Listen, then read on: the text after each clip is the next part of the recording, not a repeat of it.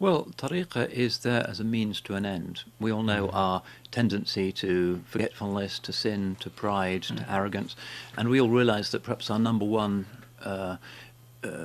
task is to rectify the intention and to rectify the purity of our hearts. And unfortunately, one finds, even amongst people who outwardly seem to be quite religious, that inwardly their akhlaq are not very good, that they shout at people a lot, they're not very good in their domestic lives, and outwardly they seem to shine with all of the outward forms of Islam and the beard and the beautiful headgear, yeah. But actually they're quite disagreeable people. And that's a problem, and in a sense we're all like that to a greater or lesser extent. So tariqa is historic Islam's spiritual technology. It's a kind of psychological medicine. And I recall the oddity of dealing with some adversaries of the tariqa principle who at the first don't understand what it is. That I say, if you have a mental illness or a sort of obsessive compulsive disorder or a problem like that, what do you do about it? And he says, well, of course I go to the doctor, and he uses Freudian psychology and some atheistic worldview that understands myself. Well, that's a rather unfortunate view for a Muslim to take, that they regard the spiritual side of us as essentially a secular realm that can be dealt with in terms of secular, ultimately non-Muslim understandings of the self as a purely material phenomenon.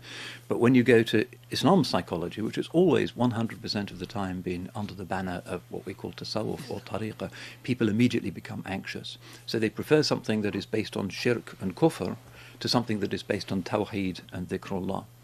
Now, of course, everything is subject to the mizan, to the balance of the sharia, and whenever there is a practice in one of the tariqas that might be disputed in terms of sharia, it's for the muftis to resolve that.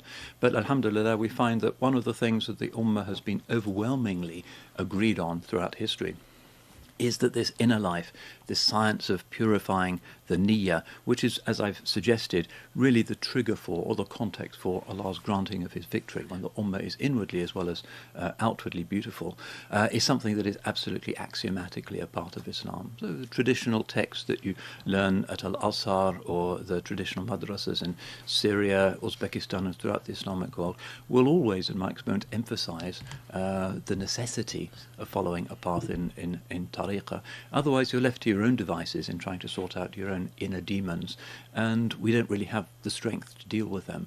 We need this spiritual technology that the great sheikhs throughout the ages have gifted us with. Thank